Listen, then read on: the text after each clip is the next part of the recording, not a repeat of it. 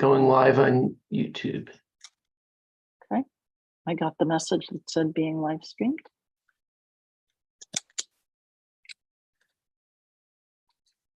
Going live on YouTube. Okay. I got the message that said being live streamed.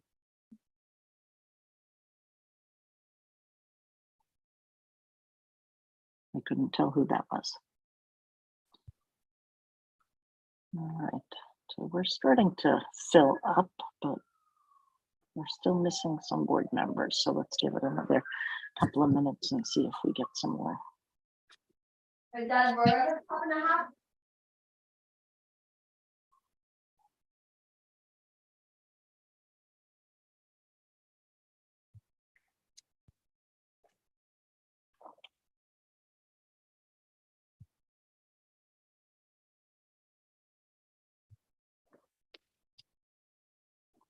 And just so everyone knows, we're live streaming on YouTube right now. Okay. At the beginning of the pandemic, I was using Zoom quite a lot for teaching, and I had gotten pretty adept at screen sharing and all kinds of things. And then I didn't need to use that anymore. So it's all gone out of my brain.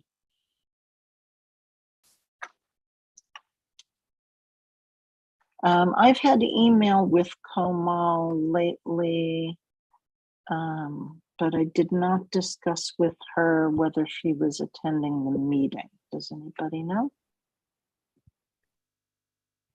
I don't know.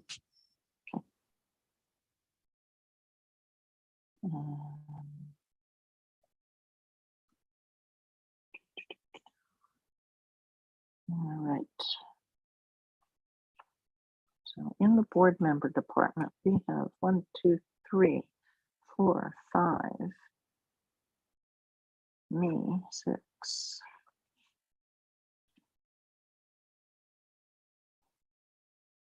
Hold on, 1, 2, 3, 4, 5, 6, 7, 8, 9.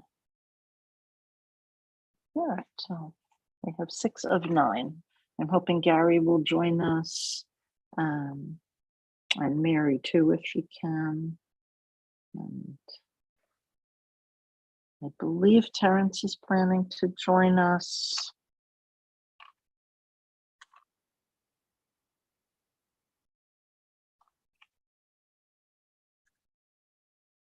Oh, and I'm expecting a guest by the name of, where are my notes? Tara.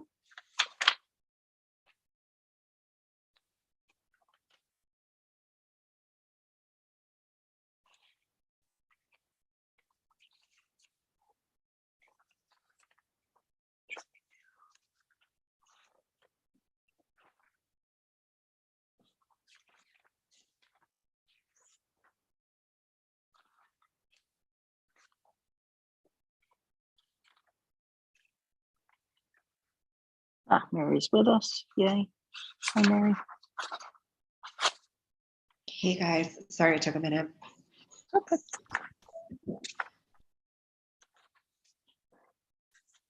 All right. We got a request from someone in the neighborhood. So when you see an unfamiliar name pop up, I believe it's Tara. Let's see if I catch her email. Herb says he's on his way home. He'll be late.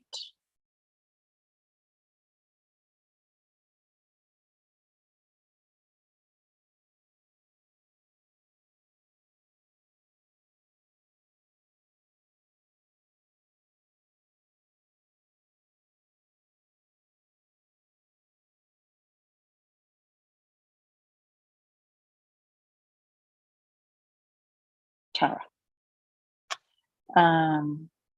is going to be joining us and asked to be on the early side of the agenda. So we'll be letting her talk about what she would like to talk about, and then she can move on.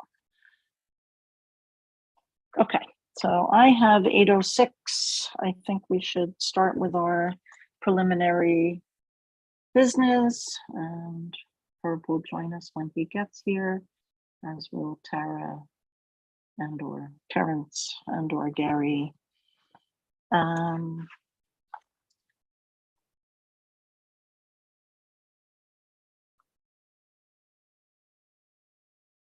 Okay, so based on the agenda that I circulated and then sent the revision of on, I'll say Monday.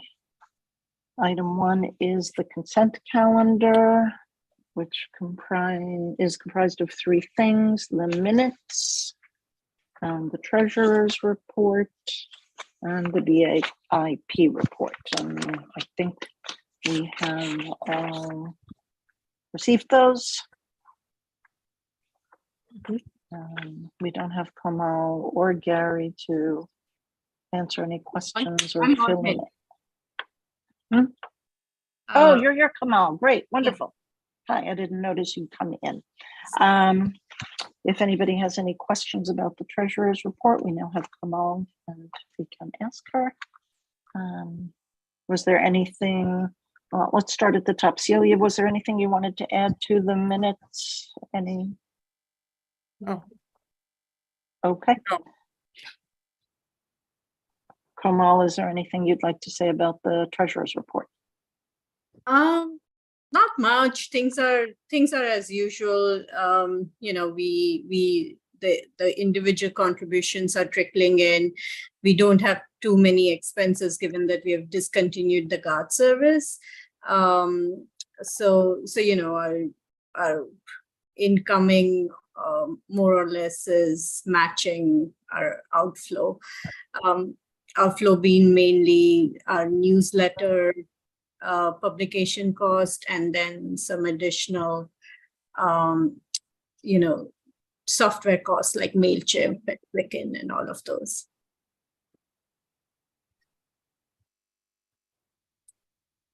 Okay.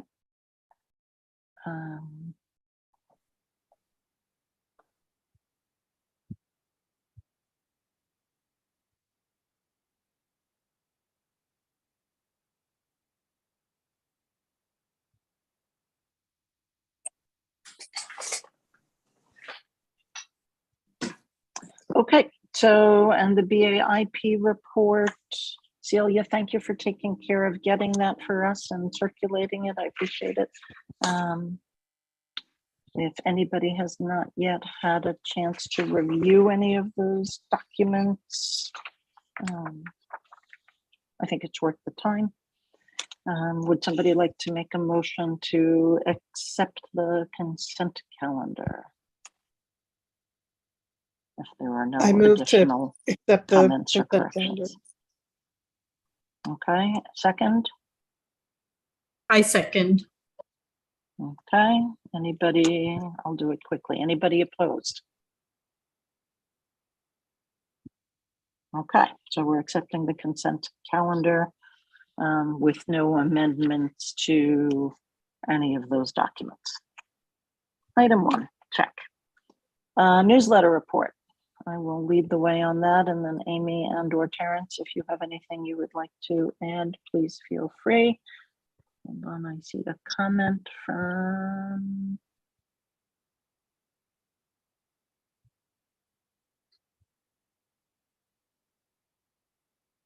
oh, I can't see the comments.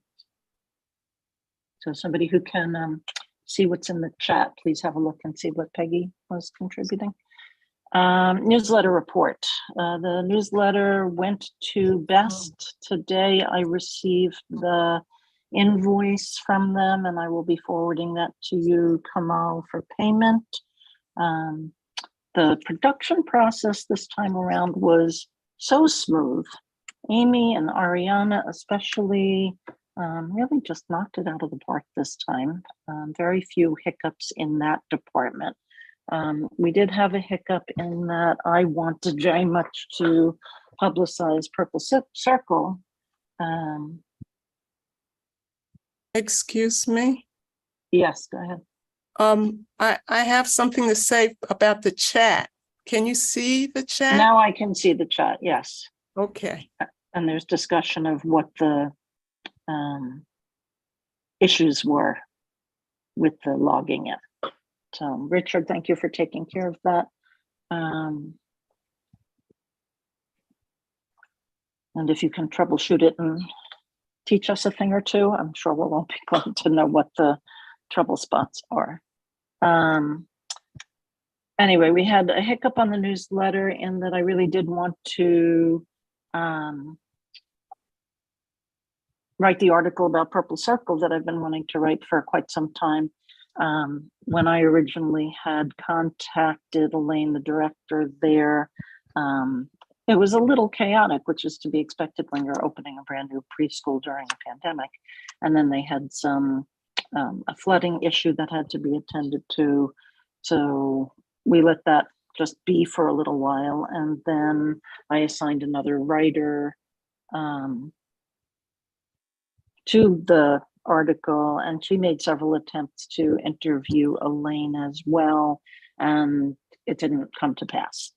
So I don't know whether Elaine is just overwhelmed like so many of us are, or if she's a little publicity shy, not sure, but we could not include that article in the current issue as I had hoped to. Glitch number 2 is Eliza picked up the newsletters to start distributing them over the weekend and discovered that she was short envelopes. So yesterday I put in an order for envelopes, and it'll be enough to cover the rest of this distribution as well as the winter issue, so that we will not be caught off guard again.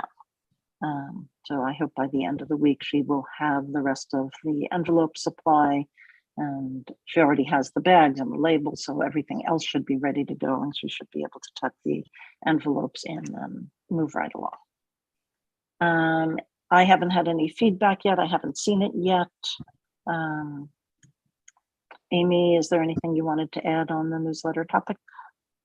No, it just went so smoothly this time. I'm waiting for something else to drop. Like, what did we forget? Like the last page or something. Right. But one thing we found out, I guess, was it today or yesterday, that Cynthia's family had designated the Riverside Park Fund as a place people could donate in her honor. And I wish we could have included that in the newsletter. It's too late. But I think tomorrow or the next day, I'm going to send out an email blast with a link to the newsletter, and I'll add that information at the bottom. So at least the email list will get that information. And I asked Caitlin to add it to the website also. So. Okay, Terrence, do you have anything you want to say on the topic of the advertising? Don't forget to unmute if you do. Terrence is having trouble Thanks, I haven't signing done it. in. Oh, there he is. I see Terrence. Oh, okay, good. Oh, and there he goes. And And now he's back again. Yes. So Terrence, if you have anything you'd like to say, you have the floor. Okay, we have 10 advertisers. I'm trying to get an 11th on board by the next edition. The revenue has been steady because a couple of people took larger ads. And so I think the revenue has remained mostly steady. The only person we lost was 2 issues ago, and it was that real estate guy that was with us forever. I kind of forget his name right now. James Perez. Yeah. Okay, thank you, Terrence. Anybody else have anything they'd like to add having to do with the newsletter? Oh, Hetty, this is Ginger. I do have extra envelopes that I'd be glad to leave at the desk downstairs. If Amy would like them. Okay, I would like them, thank you. Approximately how many? Well, I will count them tonight and send you an email.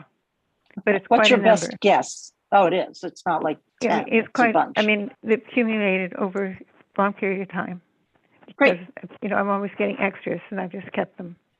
Okay, let's reuse Okay. them, and maybe that'll help her get another building done. So Yeah, why okay, don't I email Eliza and say that sometime tomorrow she can pick them up at the desk in your building? Right, and I'll get them down there tonight, so they'll be there Wonderful, thank you. at the desk. Okay. I'm making a note. Okay. Gary, I'm glad you're here because I was just moving on to item number 3, the website copyright issue. In between our last meeting and now, we were made aware that because a cartoon from the New Yorker was used at our website to accompany a blog post that Caitlin wrote, they wanted to fine us because we hadn't asked or received permission to use the material. And with Gary's input, who has some experience with these things, I wrote back to the company that was issuing the invoice and explained our situation and that we're nonprofit and no money was made and, you know, this, that, and the other thing. And they reduced the fine a little bit, but they still wanted to levy the fine. So what I'm wondering is, where do we stand on that, Gary? Was that paid? Was it not paid? Where are we at? What I've been doing is deliberately dragging my heels on this because these people that do this, my guess is that what's really going on here is that there is a company called Cartoon Stop who are, you know, dragging the internet, trying to find cartoons of one kind or another. Whether they have the right to actually ask people to pay for them on behalf of the person who did the cartoon, it's not at all clear. They don't give any evidence that they have on it. And whether they will actually give the money to the cartoonist, another question that I have on it. So I've been dragging my heels because usually these things kind of go away. They asked us for $330 and for the use of this cartoon. That's a lot less than, incidentally, that New Yorker charges for the cartoons. My wife, Lynn Segalen, has used a couple of New Yorker cartoons, and typically what they ask for is $800 or $900 for a cartoon in a book, at least. This wasn't a book, but it was, this was. And in the letter I helped draft on it, we said, look, we're a nonprofit, we're volunteers. You know, we don't have the money to do this. We took it down off the thing. My thought was that I'll give them another week or so, and then I'll write them a note and ask them for the evidence that they have the right to do this. After a while, I guess as they'll go away, or we'll have to fess up the reduced amount, which I don't remember exactly what it was. I think it's in an email, not on the letter that I have here on it. So I don't know whether you want to, be good citizens and pay it right now, or do you want to do as I would do, which is to drag it out for a while and let's see whether they're really serious about it, whether they really have the authority to be doing this. I think that's an important question to know the answer to before we start handing over money. Yeah. So, okay, thank you for running point on that. Go ahead, Mary. I was just going to say, Gary, I can email you on this side, but I had something similar happen via Facebook maybe 4 years ago. They were requesting money for a photo that I had posted, yada, yada. Ultimately, I let it drag out. It went away. I asked them to provide more information on who, why, and where the funds are going to. And ultimately, it just dissolved. Yeah. So I don't know if it's the same company necessarily, but this is a kind of like an ongoing bit of a hustle. It's sad to say it's actually a Canadian company that seems to be doing this, and it's sad to say because I actually am a Canadian citizen as well as an American citizen. We won't hold it against you. But in any case, if that seems okay to you folks, I'll do as Mary said as well. Let's see how hungry they are for this money. Does anybody have any objection to proceeding in that fashion? Richard, go ahead. I agree. I'm just, Gary, could you share the letter? I'm curious to see it. Sure, happy to. I can send it to you. Yeah. I Send it to definitely everybody. agree. We don't even know that it's authentic. We should not be spending money in case it might be a scam. Obviously, we should never Do that again. copyrighted materials. Lesson learned that we need to be more careful, but I can't imagine that they would initiate a lawsuit against us. Yeah, they're not going to take us to court on this for sure, but even a small claims court. So, you know, if they really do have the legitimate right to be pleading on behalf of the cartoonists, and they are going to give it to them, which I doubt. They'll probably give them a fraction of it, even if they're honest about this. We could reconsider, but at this point, I don't see any real value in paying up right away. Who is the cartoonist? I don't actually know who it is, and that's one of the things that caused me to be a little bit cautious about this, because they don't say in here who the cartoonist is, and the cartoon that the copy of the cartoon that they showed us was so small I can't actually see who the cartoonist is on it. I looked at it in the blog post, but I don't recall whether I could make out an artist's signature. Yeah. So, but yeah, you can go ahead and share that correspondence with Richard, and we'll see what makes sense. But Just I think everybody wanted, or just Richard? Okay, Richard, I'll send it to you. Sounds great. Yeah. Okay, thank you. Moving on, item number 4, tree wells. We put in an application for daffodil bulbs, and last I heard, we were put on the waiting list. I believe this weekend is the distribution. But I don't know if Eliza's been informed. Peter circulated a flyer from, and I've seen it in other places too, a community garden on 84th Street and Amsterdam that is distributing daffodil bulbs also this weekend, I think, Peter, is that right?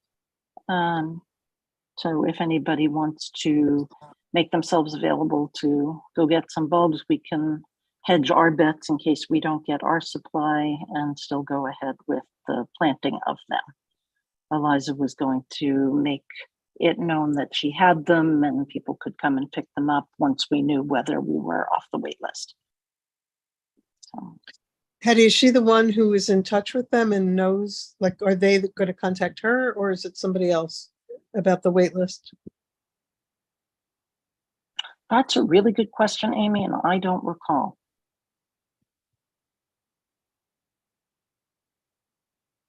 Who was it who received the notification that we were on the email, the wait list? I don't know. Maybe it was Eliza, since it was not anybody who's here, and we now have just about all the board here. Oh, Celia, Celia is muted. Muted now. Hello? Okay, go ahead. Hi, now we can hear you.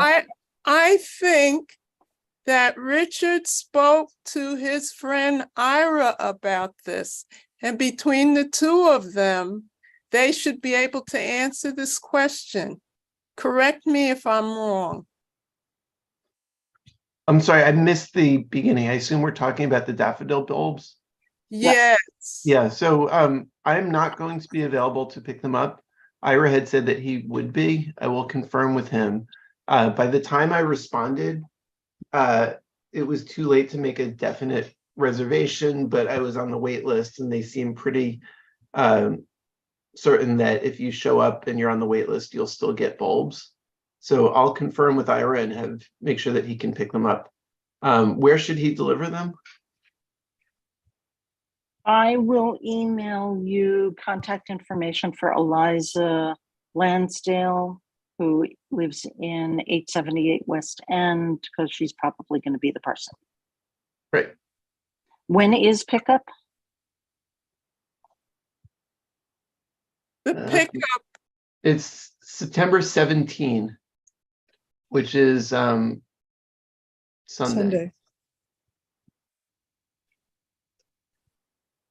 Okay.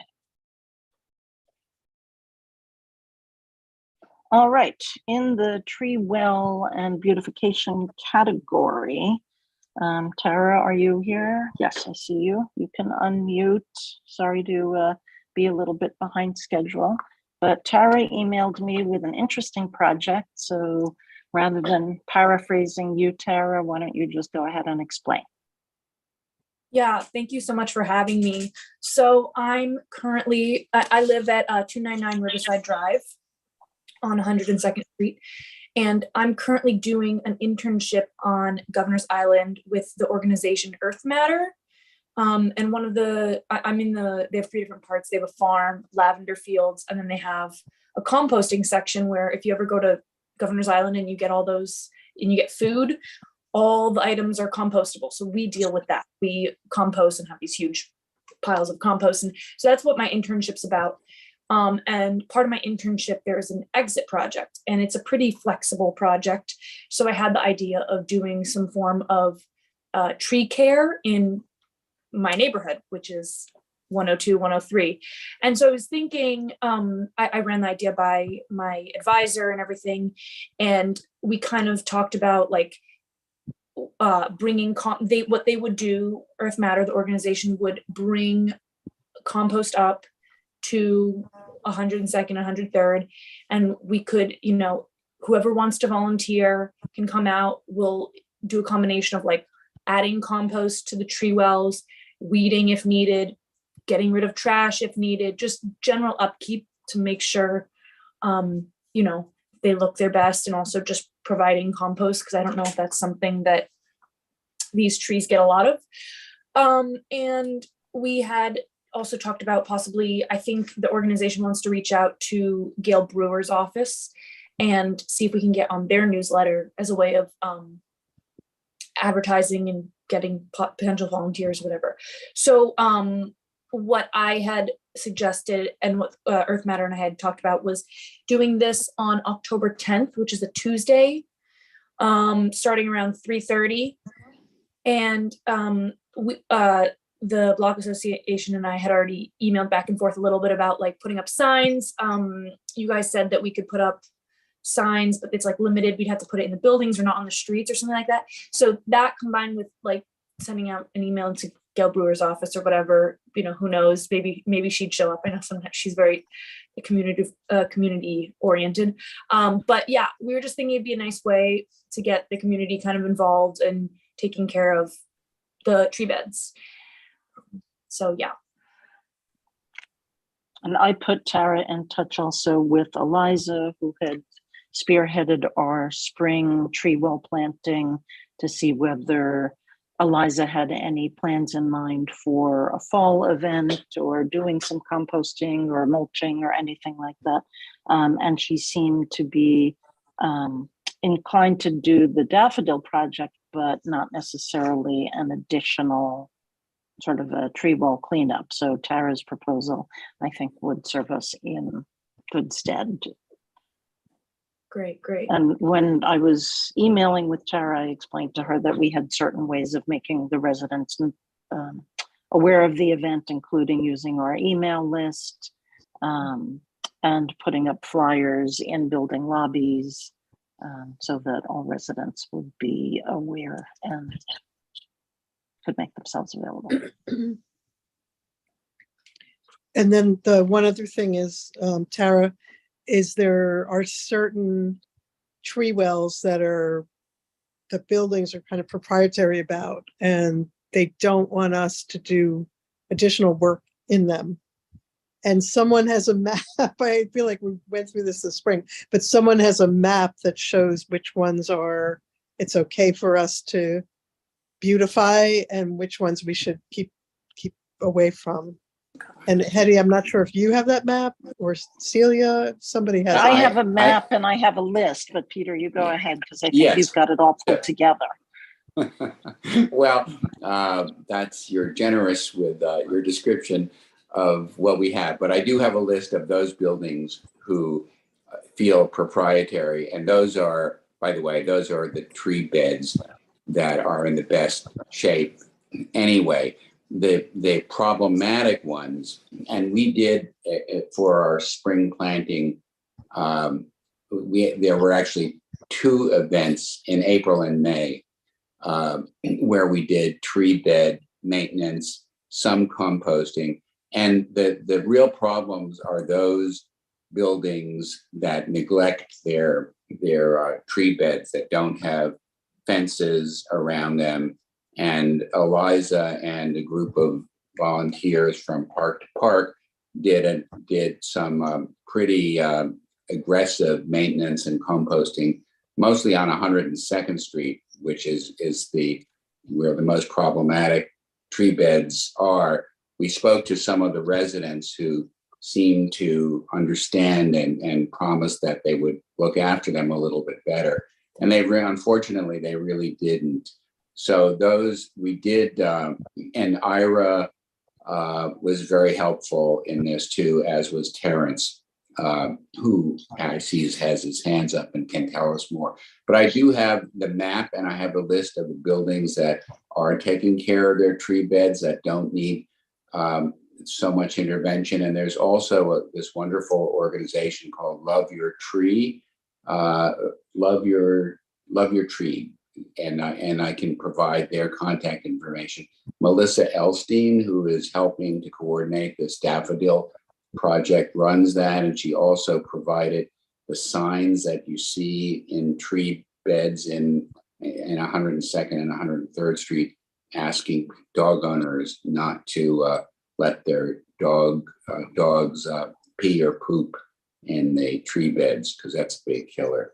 I'll let Terrence knows a lot about this, but I do have that information. I have the map and I have the list. Okay, so Peter, I'm going to send you Tara's email address, and that way you can get her Great. that map and that list. So Tara, as you're going forward, assuming that the board supports this project, And I which I can anticipate. yes, I would send it to Terrence as well. And you can also put Ira on that, because he's been a very active volunteer throughout the neighborhood, but also on 102nd and 103rd, even though he lives adjacent to 103rd. That's 104th Street. I know.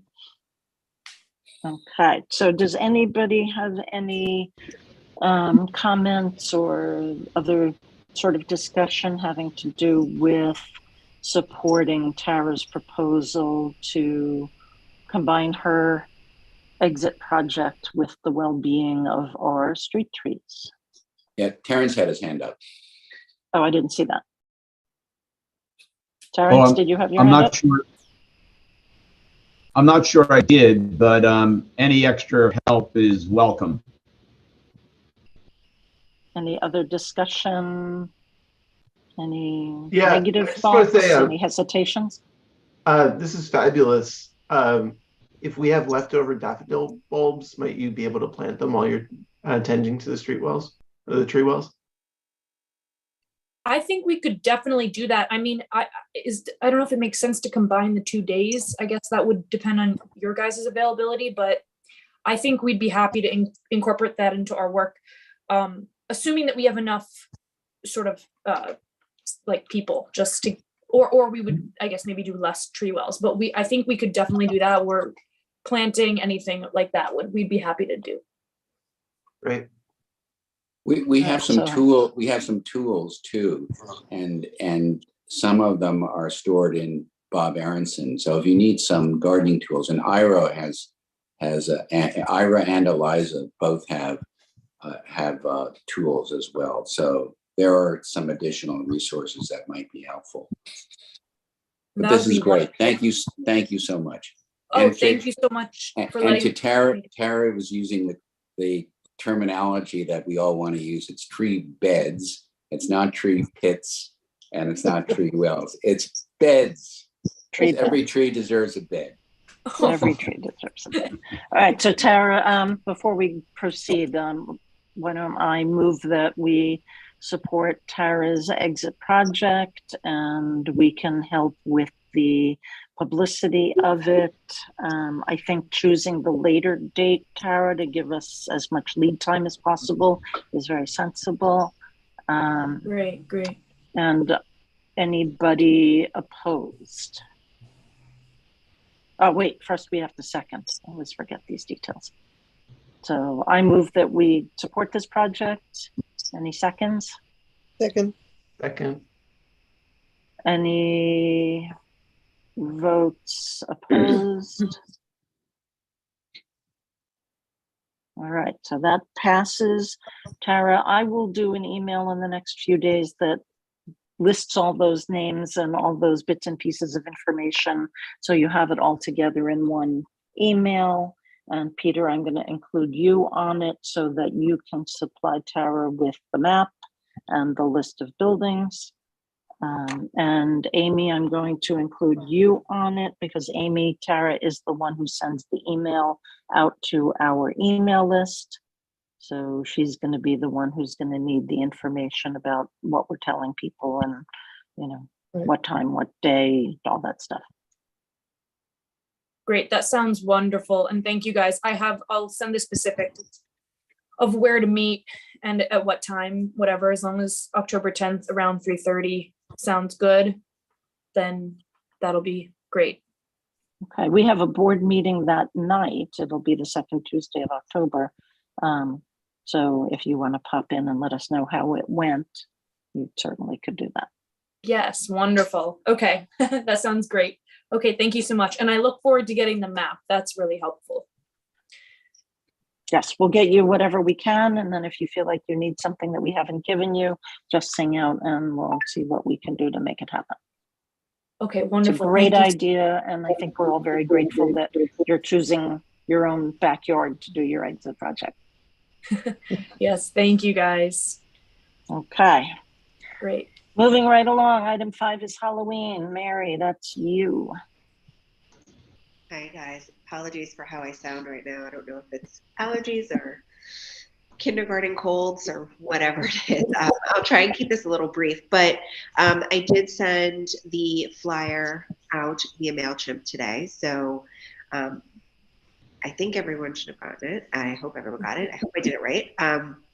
That went out. I've already received a couple of emails from people saying that they want to donate candy, and I let them know that, you know, in the coming weeks, I will send out probably another blast that includes all of the details for like donation drop. Typically that's something like I've also created a flyer for and, you know, put them in the lobby of all of the surrounding buildings in the neighborhood. And that seemed to be very helpful. I will also be sending out an email to the BA to see who is interested in volunteering and what roles I can assign. So expect all that, you know, in the next like week or two. And we'll go from there. All right, is there anything you need from us to get forward No, motion? not at the moment. I think first it will just be a general email to everyone seeing who's interested to volunteer, and I'll list out a few roles of what I'm hoping to fulfill. And then, you know, individually, you guys can let me know who's available for what, and I'll start to piece it together from there. But right now, no, I think that my first order of business was just to get that flyer out, let people know that we're having it again. The parade, the block party will be back. And yeah, I'm also looking to potentially like expand on, and I think I had mentioned this in a more intimate email, but potentially having some sort of food and beverage option. I know like that was something that you all did prior to COVID with like a warm beverage, cupcakes or whatever, like the baked element of that might be. It might be nice to bring that back this year. I think people are more comfortable, definitely, even, you know, even from 2 years ago, a year ago. And it might be a nice way to just bring the community together for longer than like the mad candy dash.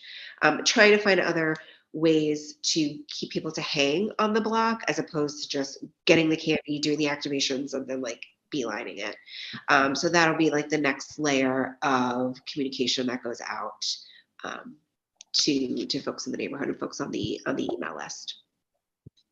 Okay, just as a little point of history, Mary, one of the ways we dealt with the baked goods situation before COVID when we did this is that the cook at St. Luke's, the residential treatment center on 102nd Street, they were always fabulous about baking an enormous, beautiful cake and cutting it up into little pieces, and we would serve that. So if you are going in that direction, you certainly can approach them. Yeah, I'll reach out to them. I'll also open it up to anyone that may want to donate or bake something and bring it, as you know, just to further engage the neighborhood and the community. I know my neighbor Jill has baked something the last few years. She loves doing it, so I think it's just like a nice way, you know, to bring people into the mix a bit more. So yeah, that'll be all be communicated in the next couple of weeks, and I'll keep everyone posted otherwise. Okay, I don't know if Jill is still hale and hearty enough that she can be at the table and handing out baked goods, but she used to do that all the time. Yeah, she was there last year doing it too. Yeah, okay. Yeah. Good, glad to know. Thank you for being the Halloween master yet again. It's an important event for us, I think, in terms of what we do for the neighborhood and the visibility and the engagement and all of that. So yeah, it's good that you're enthusiastic on its behalf. Yeah. Yeah. Okay, item 6. Eddie, I know I've been commenting on everything. I apologize, but I have some thoughts here. Again, great. Thank you, Mary. If folks are okay with my, for 20 seconds, sharing a few slides on my screen. I want to show slides from previous years on 69th Street, just to show how awesome it is. And I said in a previous meeting, these are just some houses on 69th Street that really decorated. That's all I got.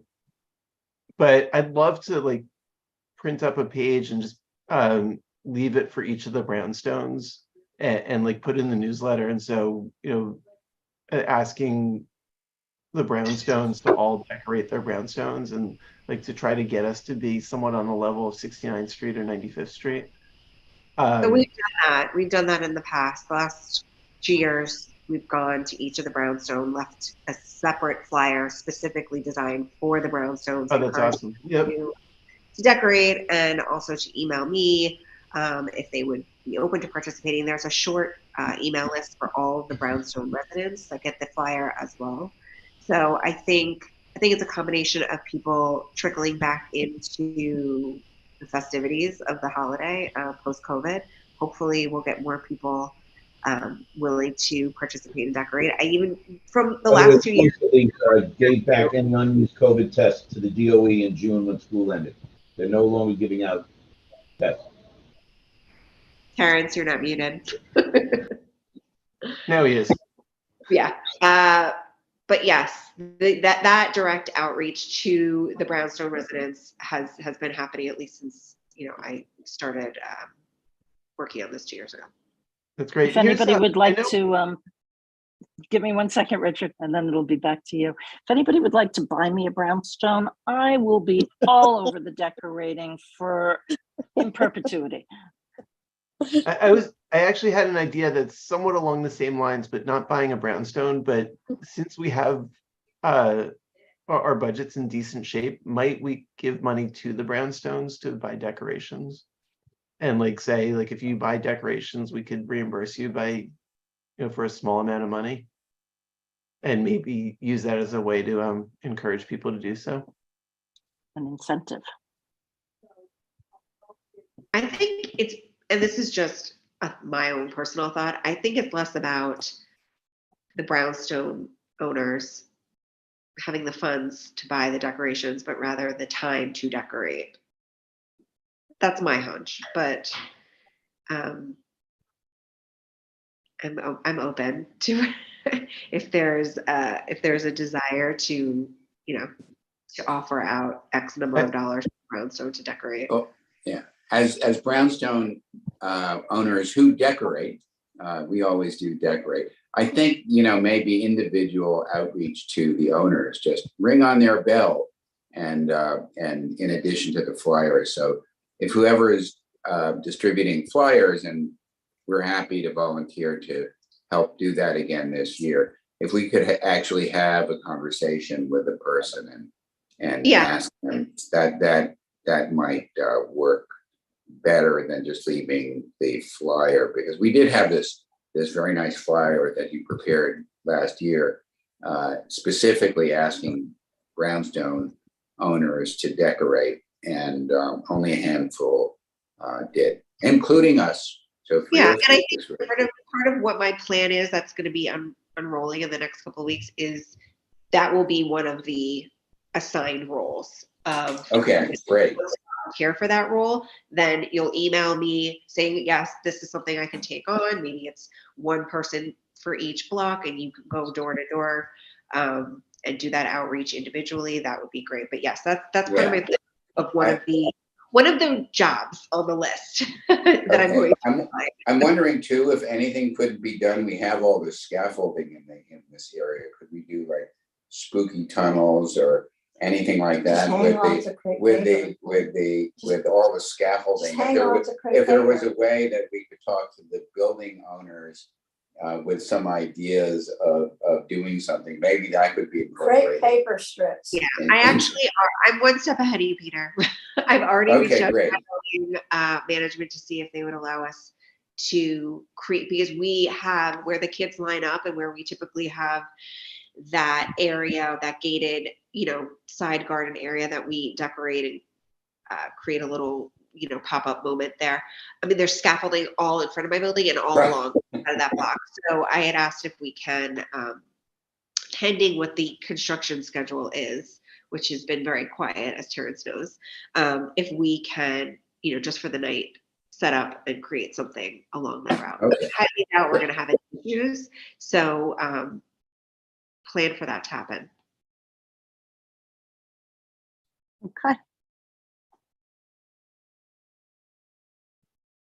Any other Halloween related before I move us along again? Going once? Well, I think that one thing, I think most, if my estimate is right, most of the brownstone units are actually multifamily housing units now with several apartments in them.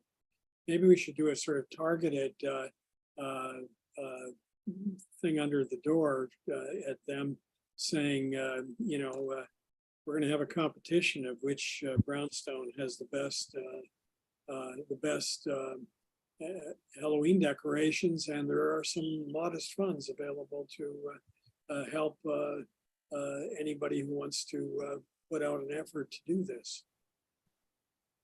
Mary, if you're inclined to do that, I would imagine we could come up with a modest gift certificate to a local restaurant like Cafe du Soleil or Street Taco or one of those places, if you do want to go with the competitive route. But I think we could do something where it's, a contest amongst the brownstones, and figure out, maybe we can reach out to some of the local restaurants to see if they'd be willing to donate even a gift certificate.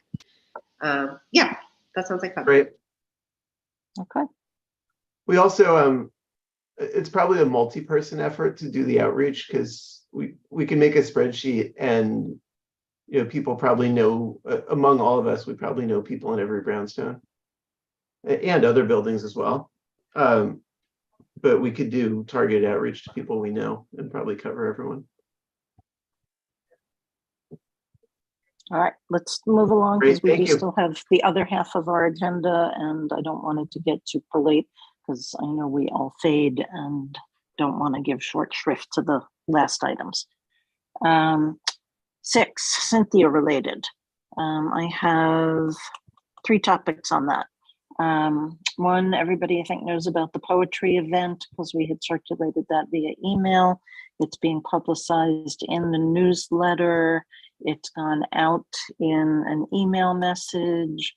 Amy, I'm thinking that just before, like maybe early in the week of the 25th, a reminder email could go out that mentions both the poetry event and the Three Parks Memorial Sure. at.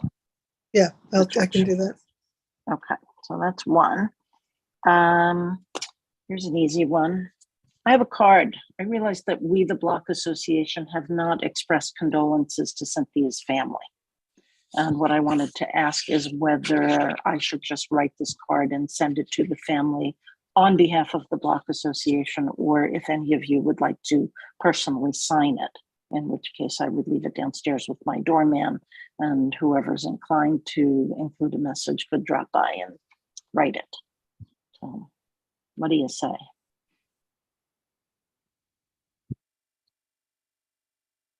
I mean, it's always nice to have people's actual signatures, but I'm just worried that it'll take so long to collect everyone's signatures that it'll be another couple weeks before it goes out. I think we could do this quickly. I'm fine with you signing on behalf of myself, at least. Okay. So here's what I propose. This is Tuesday night. Why don't I leave it with my doorman in the morning, and we'll give it the day Wednesday and the day Thursday, and Friday I will collect it back from my doorman and actually put it in the mail. So we don't delay far, but anybody who does want to personally convey something to the family on the card is able to. Okay. My address is 240. I'm on the south corner of Broadway and 102. And the door people are there from 8 o'clock in the morning till I think it's maybe 11 or midnight, depending on what the day is. So if you would like to write, come by Wednesday or Thursday, and then we'll move it along. Okay, next, the memorial that the Three Parks has put together is on Sunday, October 1st at, I've seen 4 o'clock, I've seen 4:15. I've seen that there's a reception to follow. We have been invited to speak at it. And by we, I mean the Block Association. And I've been emailing with it's Chuck Wall, who lives in 250 West 103rd Kamal's building, who got in touch. I guess he's involved with the organization. And it's brief. We get 2, maybe 3 minutes, tops 4, I think, if we would like to say a few words. And I think it would be nice in that she was on our board for so many years and was our chair for a number of years and has always been very active as a board member. I don't love public speaking, and I'm not dying personally to do this. So I wanted to ask if there's anybody who feels strongly about wanting to do it.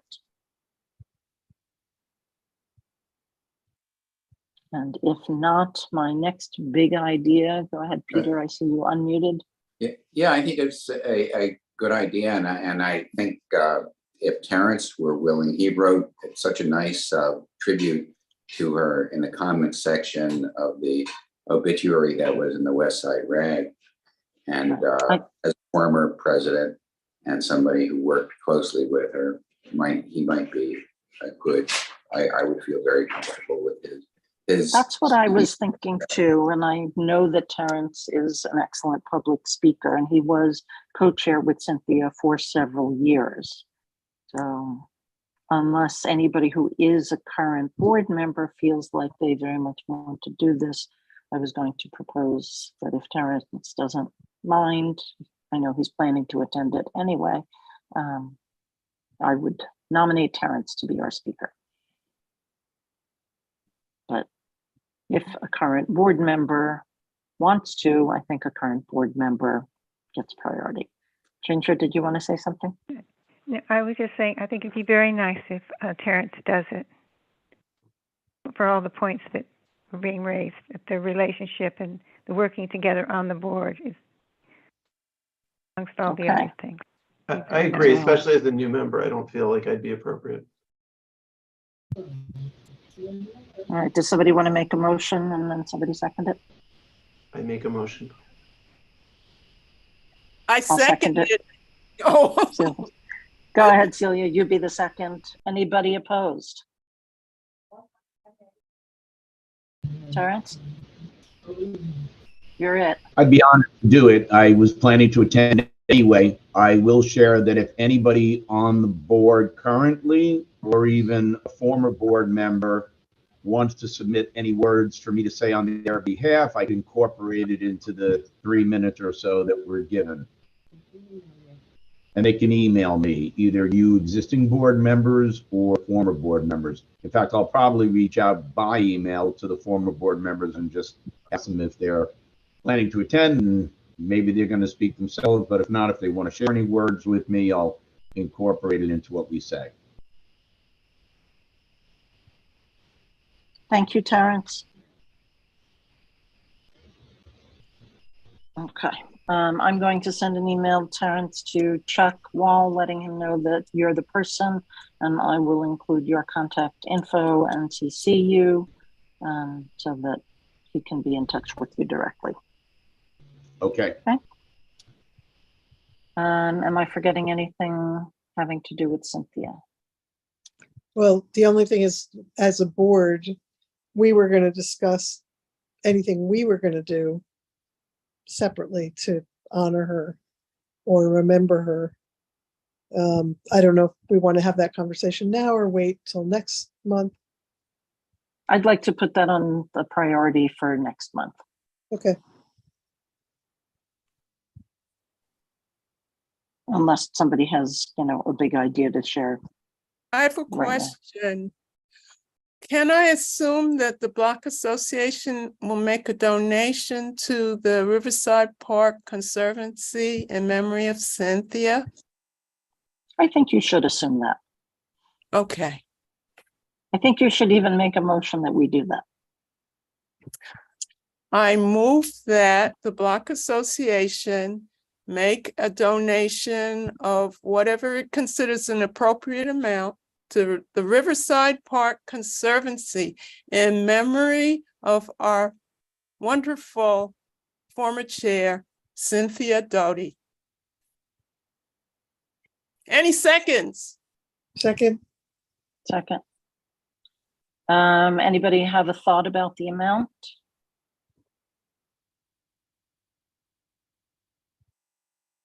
Is there something specific it might be for? I don't know if a bench is appropriate or what The else benches are about $7,500. to sponsor. That's a lot of dough. Personally, I would rather put the money towards something constructive in the park than a plaque on a bench.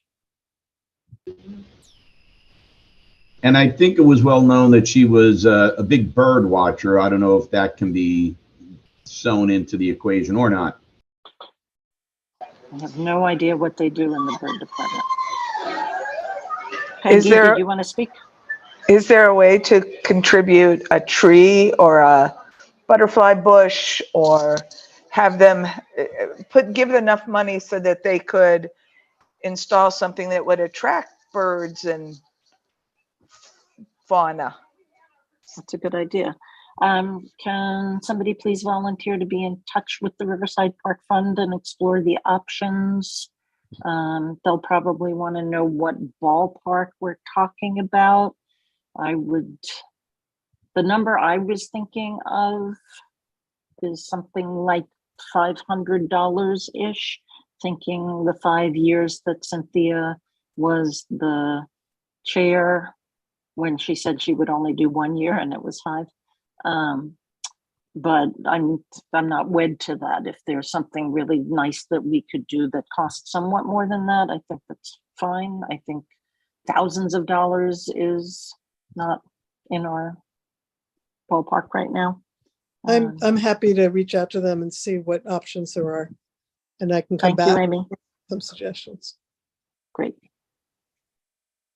So in October, we'll finalize the plan for the donation and see if we can make some headway on some sort of event in her memory. Maybe if we're doing something like planting a shrub, a tree, or whatever, we could make the doing of that the crux of the event. And meet at the park and invite people to come and be there for it.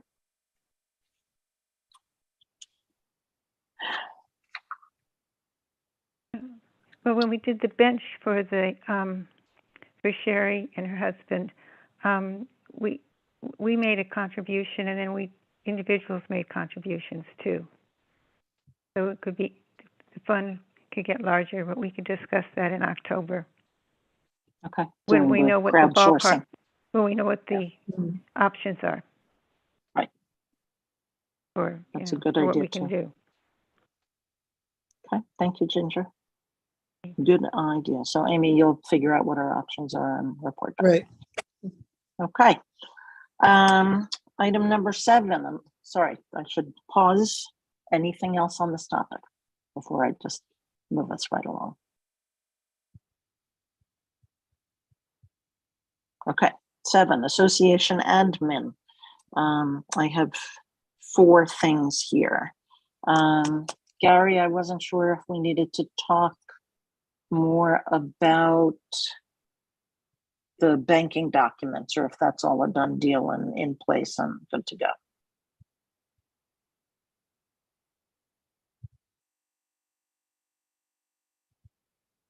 Well, I think things are okay with Chase at the moment. And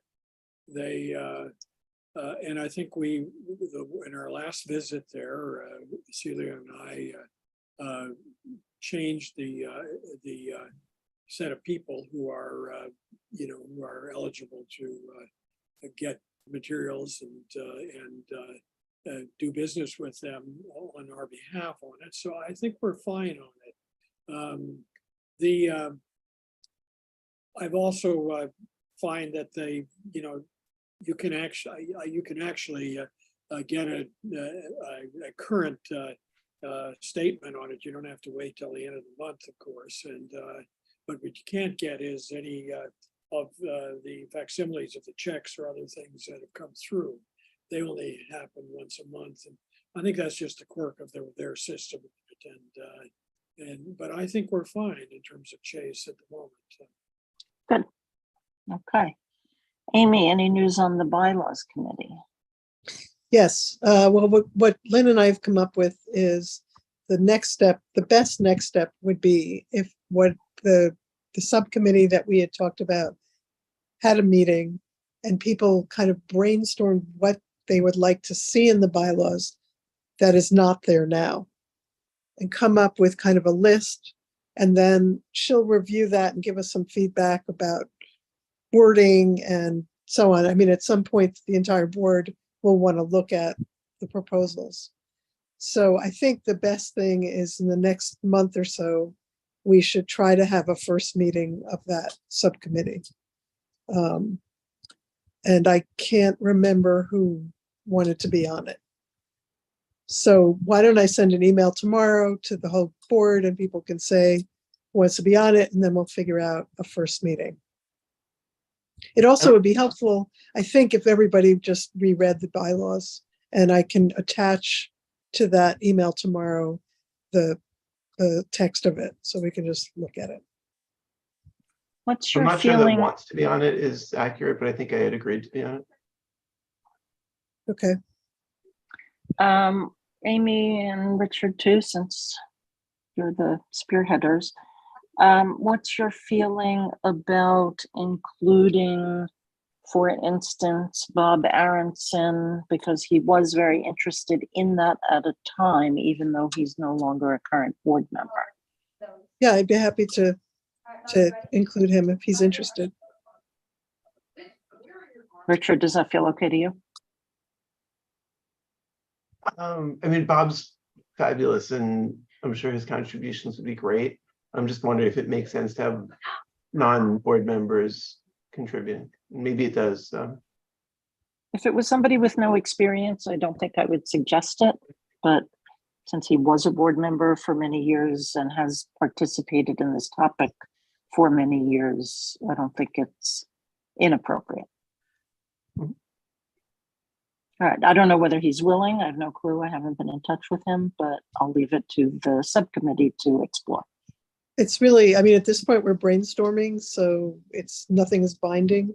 And we could certainly have a robust conversation about anything anybody's not comfortable with at a later date, so.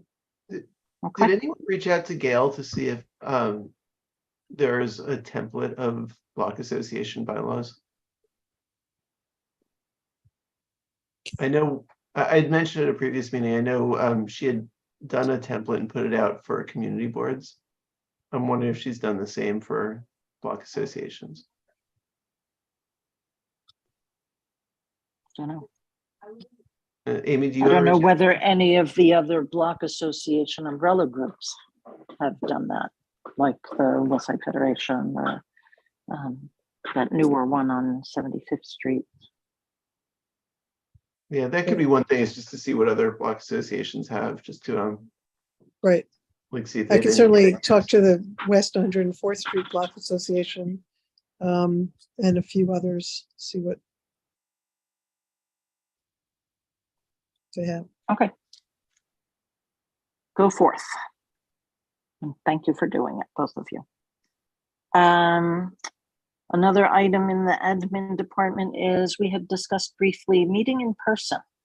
So is that something we want to pursue further? Should we be in touch with St. Luke's about starting to do that again? Do we want to stick with Zoom? What say you all?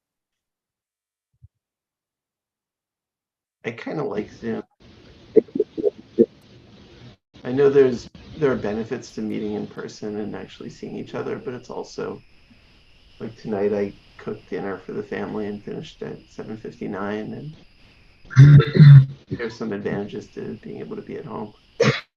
Yeah, especially for people like Mary who have young children. But yeah, there are advantages and disadvantages to both, I think. Anybody else have anything they want to say on the topic? Gary, go ahead. Terrence, you'll be next. Maybe it's coming because I'm a newcomer to the group, but I think it would be great to go back to in-person meetings, whether it's every meeting or every second meeting, or not, for several reasons. One is because we are going to be discussing some things like the bylaws, other things. And I think that this format isn't best just to have discussions because it's cumbersome. You can't go back and forth very easily. Second, I also feel, and it's, I'm giving more reasons for it than we have time for tonight, but we have to begin to construct a kind of agenda for what we're going to do over the next couple of years. And excuse me, but can other people hear Gary? what's that? I can barely hear you. I'm sorry. Yes. Is that a problem? Let me see if I get more sound in this system here. And When you lean in a little bit, it's better.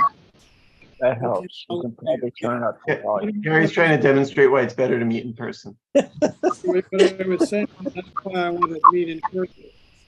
No, but as I look at the finances, I mean, we've lost all of the funding from the buildings, and even our regular donations and memberships have gone down quite considerably on a year-to-year basis. And I think part of it is that people don't really know what we're going to do for them. What's our agenda going to be over the next while? And I think the newsletter is great and people enjoy it. I think that the several events that we do every year are fine, but I suspect we need to have, when somebody says, what is the block association? What's the short answer? And that's going to take face-to-face, I think, to get to that. Okay. Any other comments on the in-person? And please, if you're not speaking, mute because the background noise is hard.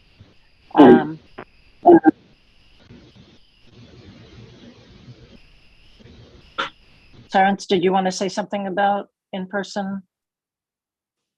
Oh, he muted.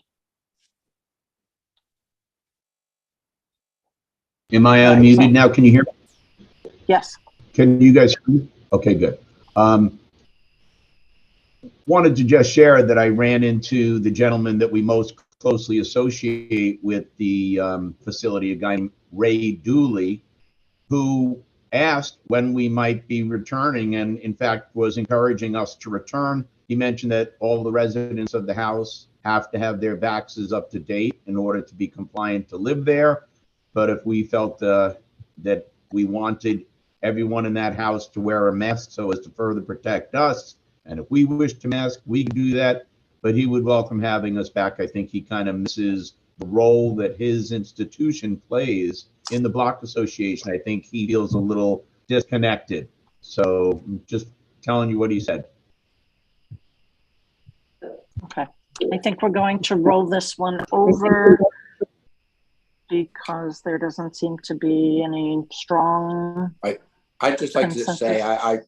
I'm also for face-to-face. We could certainly try every other one for a bit, if, as was suggested, but I think at least some face-to-face would be very beneficial. So Zoom is just different, and we all do a lot of Zooms. I certainly do a lot of Zooms, and there just is a difference when you are together in person. And people also, frankly, tend to be on their better games, pay attention more, be more respectful, at least in my experience. So I'm give better customer service. I'm in person, even though, you know, I'm known as a digital entrepreneur, and that's what I do. And I do a lot of that, but there's a lot that you can do in person, as we know from our wonderful street events and Halloween parades. Imagine if we had a virtual Halloween parade. What a drag that would be. No We did candy. virtual caroling twice, and it was Yeah, it So- doesn't cut it. In person for me. I propose that each of the board members give this some serious thought, both in terms of their personal comfort and the greater good of the productivity of our meetings. And I will roll it over to the October meeting, and at that point, we will take a vote about going forward, whether we want to start with one meeting and see how it goes, or let's institute every other month, or how we want to proceed. Ginger? Did No, you have I- something I- you wanted to say? No, I agree. You know, we start out with one and just see how we all go together. Okay, so be prepared to be put on the spot and have to raise your hand in October. All right, the fourth admin item is chairperson. When we met in July, I agreed to host that meeting, and I agreed to host this meeting. I agreed to receive the info at emails, all good. But obviously, we need to make a decision about who's going to be at the helm between now and our next election. I nominate Hetty for permanent chair. Second, Eddie, you're doing such a great job. Why fix what ain't broken? Yeah, I had a feeling. I am not going to accept that permanent word, Richard, but thanks. I nominate would Hetty for a 3-year acting term. interim until our next election. And I do not plan to pull a Cynthia, which is what I will now call it, where my acting interim just for a little while turns into 5 years. I just can't. I am so swamped. Yeah. As an I- editor, what's the difference between acting and interim?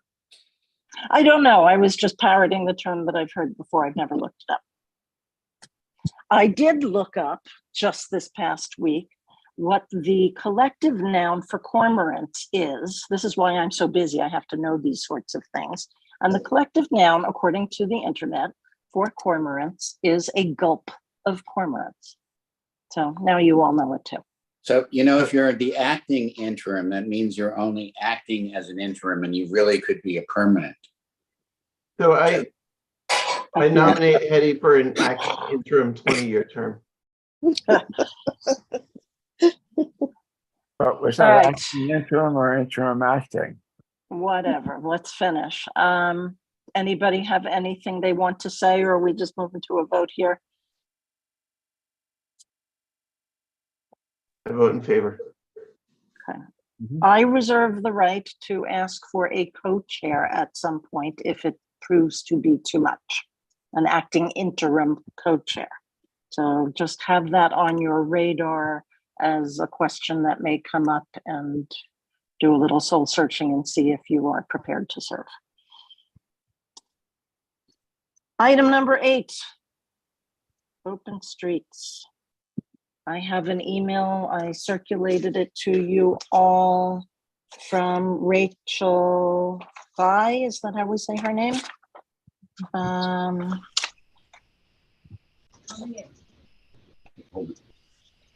Here it is. I'm reaching out as we're looking forward to continuing this project. So the first question is, do we want to continue on with the Peace Institute? What they propose is the next step to have a smaller group conversation with the people on the email, which of course I don't have the full list, but it was me, it was Peter, it was Herb, and I forget who else. Who it is. It's, Okay, good. It's Maxine, Nancy, and me. It's Peter, Emily, and Wait, say it again, start over. It's Maxine, it's Nancy, Nancy, and me. On you, on Herb. the con side, pro side, it's Peter, Emily, and D. Emily's assistant or whatever we call him, and you. Okay. As a stand-in for Cynthia, and that was it. Right, and that is not as a primarily block association role, that's just as an interested somebody in the community role. Well, I think Gail asked Cynthia to be there as someone who had been there from the beginning and could fairly report on the history. And I don't think there was any discussion beyond that. At least I was not aware of any discussion beyond that. Okay. Just to be as careful. Okay. And so what they're proposing is to have a 2-hour conversation on Zoom, unless someone has a venue to offer. And they proposed some dates, one of which is tomorrow. Obviously, that's too soon. Then there are 2 next week and 1 the week after that. So I can tell you that Maxine and I both offered our dining room as this is given the size of the group. I have many more people at Thanksgiving than that group could be done here. Okay, good to know there's a venue other than Zoom. Mhm. So I guess I'm a little baffled by this. Baffled because not really past that point, and that what we had concluded after that meeting was that we would try to work with the city to get a set of assessment criteria for the project, and that that we were reflecting the fact that the project was moving ahead, it's funded, it's et cetera, on it, and the real issue is how are we going to accept, how are we going to assess whether it's successful or not? And Herb and I did have one session with them on this. We didn't get very far with it. They promised to take materials we left with them and draft a set of assessment questions. They backed off some on the question of whether they were going to be consequential or not, because they said, if we have assessment criteria that we apply in 2 years on this thing, you shouldn't assume that if people don't like what the results are on that we're going to just tear everything out and return it to what it is today, because there are some changes we feel we have to make anyway on this, on these streets. So I thought we were moving forward. I've always felt that the Peace Institute has a kind of formula of what they want to do. They want to, this is a kind of conflict resolution idea that you break into small groups and then you aggregate the views of people and then you try to come to some consensus downstream. But I don't understand what the purpose of continuing to work with them is. Herb, I don't know, maybe you feel differently about this, but Okay, I would say this, Gary, that first of all, the Peace Institute was not included in the conversation that you and I had with Emily and company. yeah, So it's been hard to bring them up to date. And also, while I participated in this conversation with you, I'm not sure that everyone, meaning in this case, just Maxine and Nancy, agrees with that. So I think the idea was, and it could include you, we could expand this to include you. The idea was to have a small enough meeting that we could discuss this with both sides present, including Peter, including Emily, and that's why I say it could include you, and to at least walk out of the room with a common understanding. And I don't think we're at that point. so these discussions are to persuade the two of them that to do what? To back off of their insistence that they don't want to lose any. Well, my understanding was that they would not move forward until we met again. Yeah. I think you're saying something different. Yeah. Well, I mean, I think I mean- we also have a timetable problem on this. I mean, It's hard to hear you. we also have a timetable problem on this, which is that I think when we met with them, they said they were going to be doing this at the end of September. So, Well, I think we're hearing different things and they're not all congruent. That is, the Peace Institute understands that nothing will happen until we meet. And you walked out of that meeting.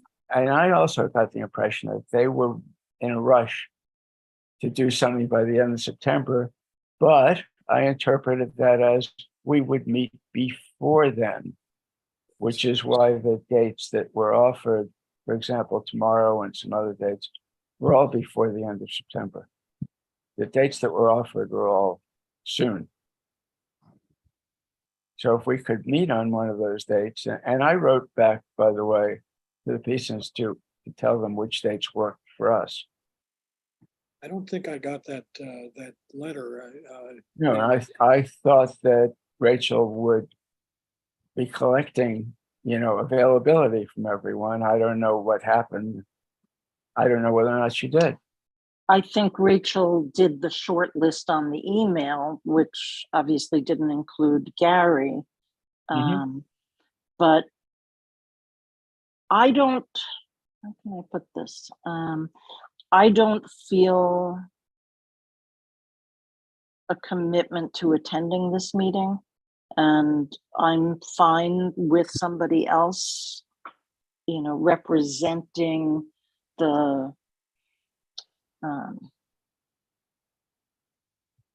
what am I trying to say? Representing what I've seen all along as the organizational perspective. Our support of this project was based on our initial survey results. And we don't have to go around that barn again about how it came to be that the survey results didn't adequately reflect part of the community. But now we're aware of that in a way that we were not then. So I think that it's appropriate, it's sensible, and in fact, it's our responsibility to include our awareness of that other contingent that we were unaware of and now that we were not aware of and now we are, in the decision making about going forward. My takeaway from our discussions about this has not been, well, yeah, we're going ahead as planned. My understanding has been that the whole goal of the meetings with the Peace Institute were to find a way to go ahead in a way that better reflects that there is another opinion being expressed. I don't think that's correct, actually. And I'm Okay. not saying it with any bias one way or the other. My understanding is they are going ahead with this, and that it's possible that whatever Gary and Herb said to them may be something they keep in mind. But my understanding is they're going ahead with it. And if I'm wrong, Peter, tell me, but that's everything that I've seen is Where do you no one get is your waiting. information? Where do you get your information? I get my information from the fact that they have said repeatedly that as soon as the Toll House Brothers building is done, they're going to go ahead. And Well, that who- at the July who's 6th they? One meeting, sec, let her finish. let me just finish. At the July 6th meeting, they made it pretty clear that this was what they were doing, that this was the plan. They had Okay. thought it out. They had gotten it. It's not up to the Block Association to tell them whether to do it or not, unfortunately or fortunately. I We're just agree, bystanders. although I think we do have some influence. Let's give Peter a minute to say what he has his hand up to say. So we just heard, two different things. One from Gary and Amy, and this is what I heard from Emily as well, and a completely different understanding from Herb, who just said that he was under the impression that the actual construction of the street improvement plan would be pending some kind of resolution from the Peace Institute. Is that what your understanding was, Herb? Did I hear you correctly? Right. with just- And by Yes, the way, and part of it, let me just clarify my yes. Okay. With DOT agreed to participate in the mediation, which we took to mean that they agreed to the possibility of compromise. And a compromise is only possible if they don't act before we meet. So since they agreed that we would have further meetings, the question was really a matter of scheduling the meetings so that it wouldn't interfere with any other scheduling. So Herb, they never, I'm sorry, but they never said that. So this is something that that was an interpretation. They said repeatedly, we went through a public process. It's all on the record. The facts of the public process are very clear. Anybody can look it up. We intend to go ahead with this. They said that repeatedly, and at the conclusion of the meeting, there was an agreement between you and Gary saying, and the Block Association agreed to that as a process, that they are going ahead with it. The next step is to see how this would be measured. And that's what the purpose of your meeting with Gary and Emily was to be all about. They never said they were not going ahead with this. They said quite the contrary. They said exactly what Amy understood and heard, that they're going to wait for the Toll Brothers and other related construction, including now milling of Amsterdam Avenue, apparently, to be completed. And then they were going to proceed with the construction. That's been published. That's been said. They made that very clear at the meeting, which was recorded, and you could probably listen to it again. So I'm sorry that you had that understanding that the Peace Institute, if there was an agreement that this was really a terrible idea, that they would ditch the whole thing. But DOT never said that. If I may speak now, participation in mediation means you're participating in mediation. Okay, and we took that to mean if they were going to participate, there was the possibility that they would modify the design, and that at least if they weren't going to put off action, if we were able to schedule the mediation meeting before the action, there'd be no conflict about postponements. So if the mediation meeting were to take place this week, next week, in September, that would be the normal course of events. We would mediate. There might be some compromise on one side or the other. And then there would be the opportunity to proceed. Not that they would just blow us off and ignore the mediation, do it or not do it, but do whatever the hell they pleased, as if the mediation wasn't happening.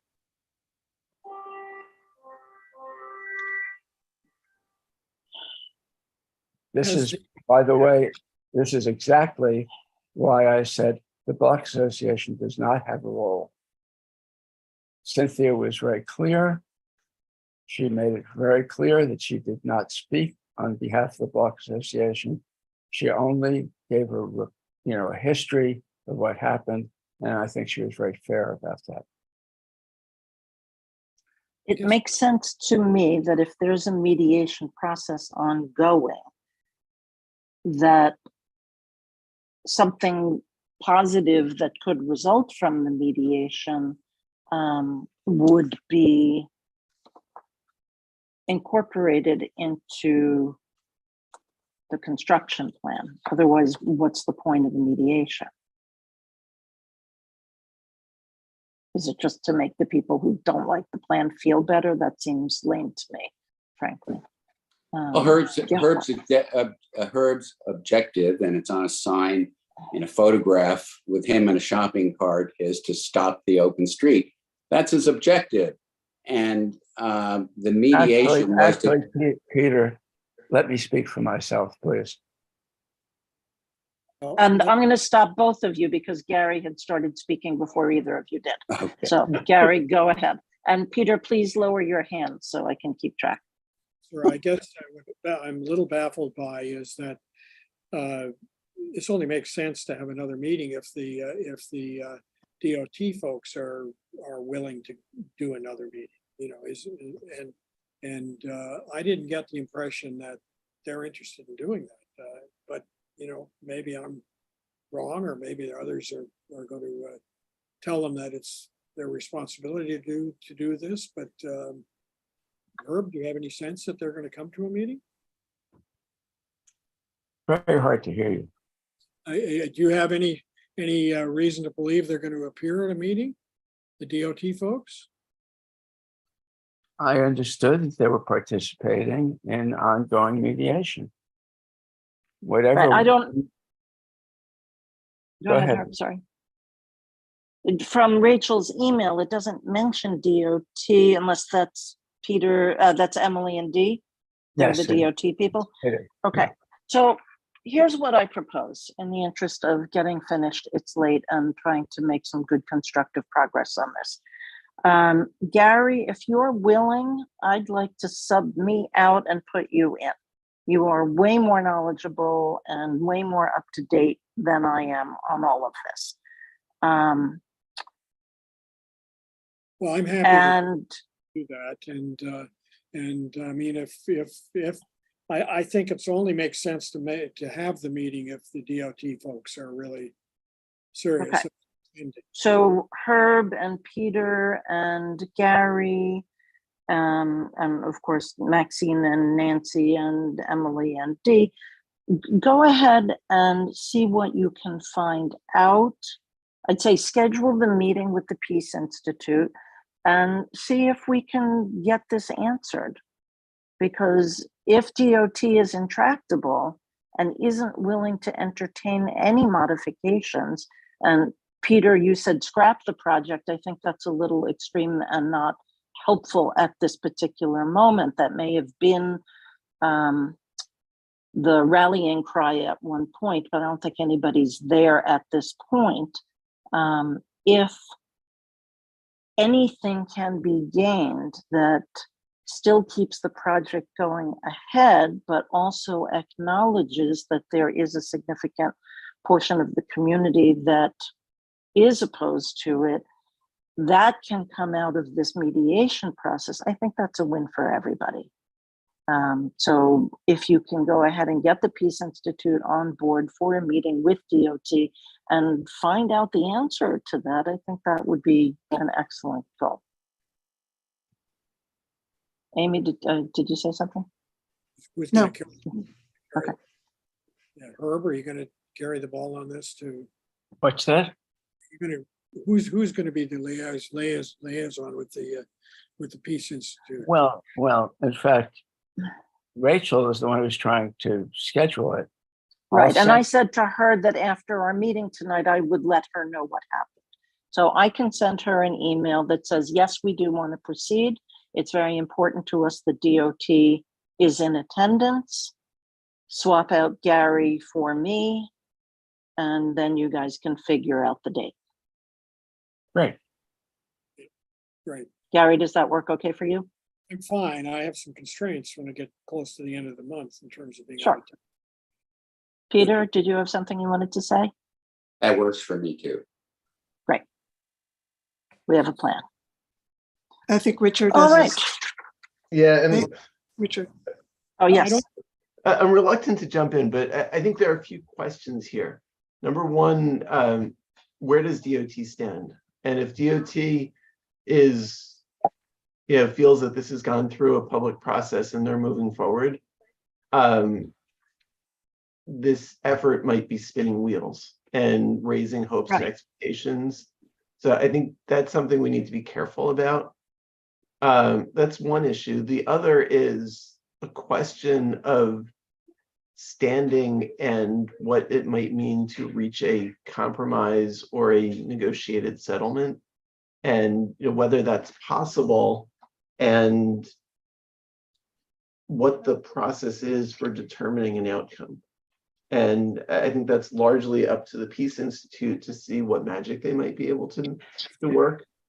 But I wonder if the two sides are not going to be able to reach some kind of agreement that either side is happy with. Who has standing to decide, what the process is for moving forward? Well, Richard, I think now you're questioning mediation. At the end of mediation, the assumption is that we will all be unhappy, but we will get to a point where we can accept the agreement. I think that's typical mediation. It is, but I think it's also typical mediation has two or more sides that are either agreeing to mediation or forced into it. And with an alternative of, it's the negotiation issue of the best alternative to a negotiated settlement. And it's a question of, I think the mediation was proposed in good faith to try to reach some kind of agreement or Well, you settle. just said either they agree to it or they're forced into it. So either we agree to it or we're forced into it, but those are the alternatives, right? I think we have a plan for how to move forward. Richard, we agreed that finding out what the realities are with DOT is important. And I think once this next meeting happens, it's going to become a whole lot clearer whether everybody will wind up a little bit unhappy and a little bit happy, as Herb was just suggesting, or whether it is a waste of time entirely because DOT is just going ahead anyway. And the only way to find out those answers is to go ahead and have another meeting. So Yeah, and I think, I'm not sure if I'm being clear in what I'm thinking, but if the Peace Institute does come up with some kind of, using the word compromise, as Herb says, that everyone's unhappy with, is that something that the Block Association is going to say, yeah, we've deferred to the Peace Institute, they've come up with this plan, we're definitely going to go along with it? Or how do we proceed? Based I would on definitely whatever- not agree to anything unseen, first of all, in my personal life or in my role as acting interim acting chair. But if we can achieve something that indicates that we acknowledge that, yes, there was this public process, and yes, it did happen during COVID, and yes, somehow some balls were dropped and there is another contingent that's asking to be acknowledged, I think as a block association, that's where we should be.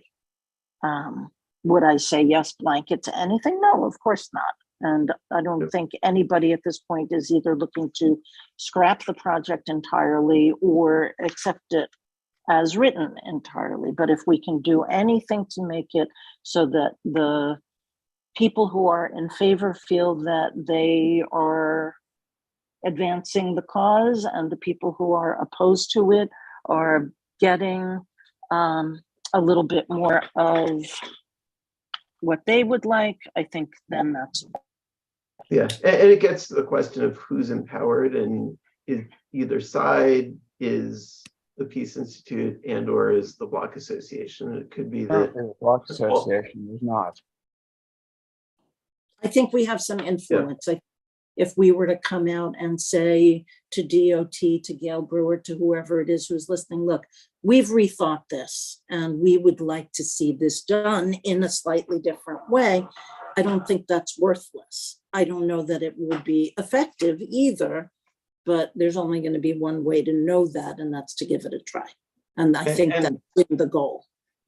And another key thing for the Peace Institute, as came out in the first mediation meeting, and that came out in our conversation following that, was that one outcome that I think we all agree on is setting metrics to determine, to be able to look at the project and see if it's successful. And I think that is something that should be a big focus. It's 9:45, and we still have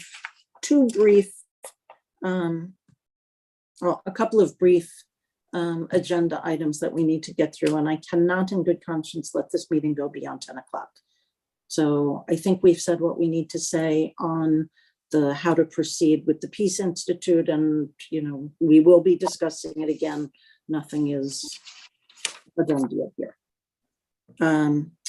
We had 2 letters regarding the Open Streets project, one from Stephen Fink, whose last line says any work by DOT should be halted. It's another letter opposed. Last year, 500,000 people moved out of New York City. The majority were middle class. It seems to me that for financial reasons and vibrancy of the city, we need to make New York City as livable as possible. And I know it's late, so I'm not going to read you every last line of this, but he is strongly against the loss of the parking spaces, and that he doesn't think the plan should happen at all.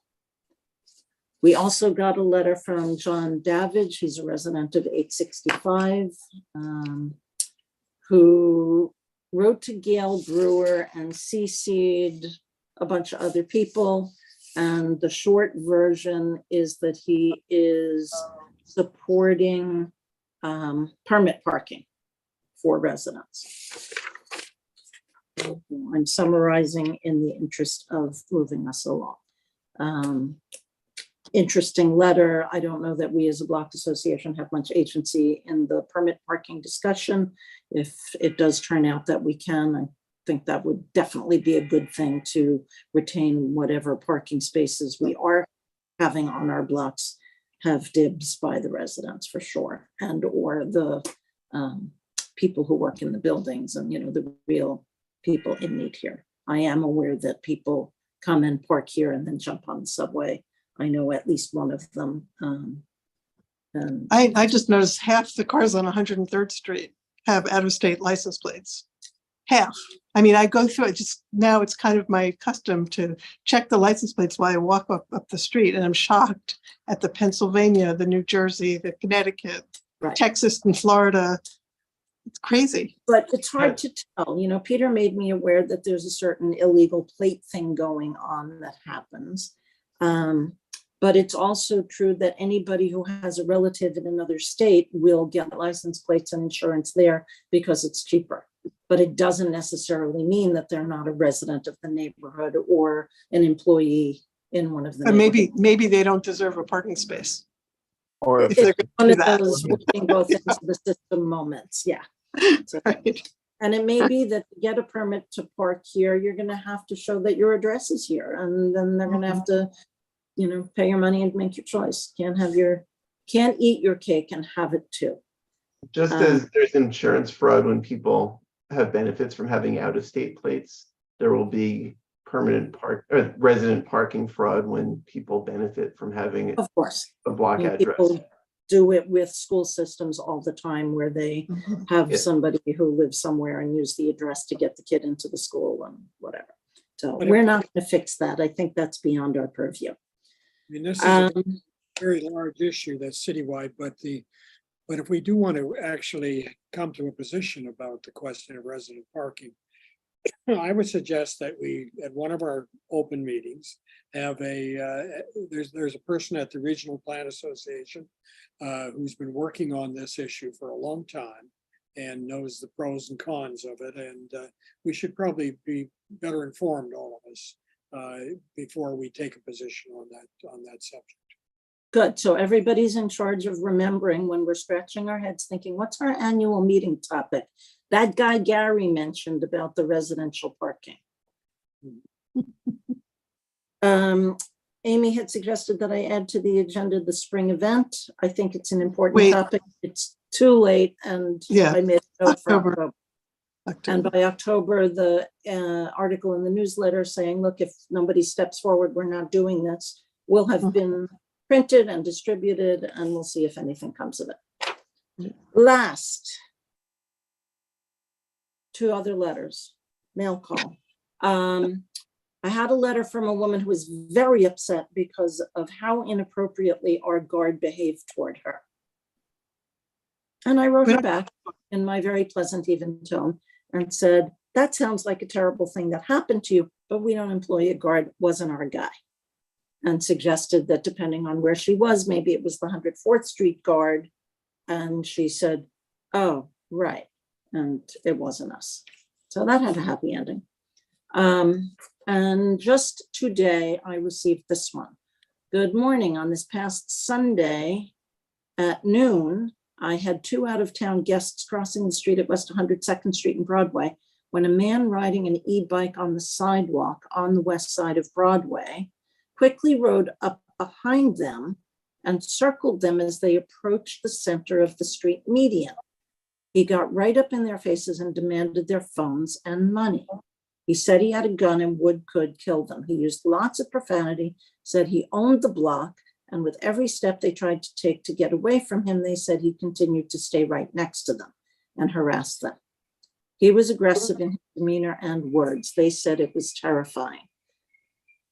One of the ladies said she was calling the police and he didn't seem at all threatened or back down because of that. She also tried talking in Spanish to him to get him to back off and he didn't respond. This was after he made some comment about them being white. Apparently there was a guardian angel bystander who saw what was happening and was able to quickly get the ladies away from the guy who eventually rode off down Broadway. She said he had been harassing other people up and down Broadway. By the way, the ladies never gave up their phones or wallets. The ladies described the man as black with dreadlocked hair, white t-shirt, black e-bike, between 20 and 30 years of age. I think it's important that neighbors are aware of this incident and stay vigilant. E-bike riders are everywhere, and unfortunately, some are using them as aggressive tools to wreak havoc. So I don't know if this is something we want to disseminate, not verbatim, but that, you know, there seems to be somebody around who is aggressive and threatening. Do we want to send that out to our email list? Well, was it reported to the police and there are cameras and I mean, we can't just. They checked the cameras that were right around the area and nothing got a good shot. And I asked about police and the question went unanswered. Yeah, I mean, as a Excuse first, me. What time of day did this happen? Noon on Sunday. Okay, noon. Thank you. I think, okay. The writer said that she checked the cameras in her building and in the Get Here store on the corner, but they don't have exterior cameras. And it was too far from where the cameras were to get any kind of shot. I think a one-time event is not something that we want to be spreading word to the entire community. I think there's a question of what is the objective and how often are we going to do this and what is the threshold for us sending an alert. I don't know what the community would do about this if it's a one-time event by someone who's obviously very mobile and could do this anywhere. The only reason it hit me otherwise is that I've been aware that there is a new street guy. He's often on the median or even in the street between the medians, dancing, shirtless, I think dreadlocks, not sure. And I know that there have been some incidents where he's tried to break into the vestibules of non-doorman buildings.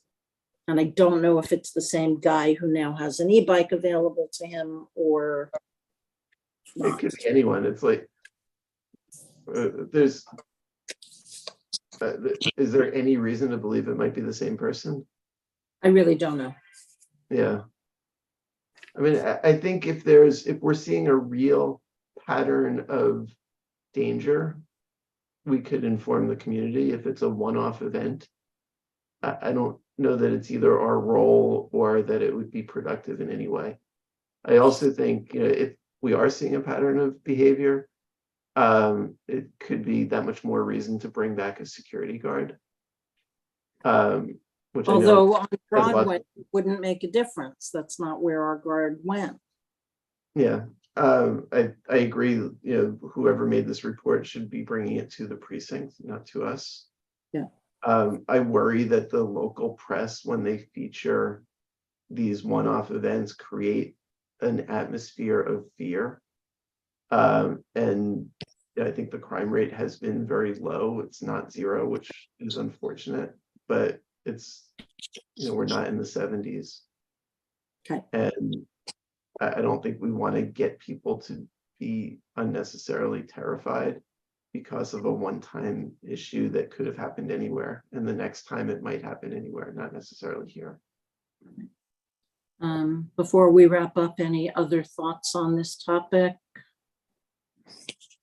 I'm not in a position to really make a comment, but there may be also a mental health issue with somebody behaving like that. I am so turned off by it. For sure. Amy, did you want to say something? No, I'm sorry. I'm trying to figure out, I have to go, but I can't figure out how to exit. So I think it's So just important. turn your video off and mute and it'll shut down. Yeah, my phone is. Thank you acting for funny, staying but- so late. Okay, thank you. Bye. Before we adjourn, any other comments, thoughts, things I should remember for the October meeting? so I just, the upcoming Barking Day, the pet adoption day on the open street, which is the 23rd of September. If the Block Association wants a table, the 29th, I'm sorry. Yeah, September 29th. And I can send you the flyer, which should be finished up. You can do this by email, but if you'd like a table, it was a hugely popular event last year. There were 15 rescues that were adopted, and hundreds of people actually came. So dog, it's with the ACC and local volunteer vets, and it was a very popular event. So I can send you the flyer if you want, if the Block Association would like to have a table. it could be a good tabling event for us. Okay, so Peter, if you don't mind, send that flyer to the board and raise the Sure. question that we ran out of time and didn't discuss, but we need to make a decision on, Sure. Happy to have it if the board would like it. well, thank you for the offer, and we'll see if we can pull it together to have a presence. Ginger? No comments. Oh, okay. Your box went green, so I thought you wanted to say something. Oh, All No, it right. was- It is 9:56. I'm going to turn into a pumpkin in a minute. You can put me Thank on you for somebody's doing this, stoop Eddie. for Halloween. You're welcome. I think it's important. Our Block Association has served a lot of important functions in the 50 plus years that it's been around. And although, as you know, I'm not dying to be in this position at this time, I think considering that Cynthia found it in herself to do it for 5 years extra, I can do it for a few months. Thank you all for your perseverance and support. Thank you. Thank you. Good. All right. See you in October, if Thank- not before.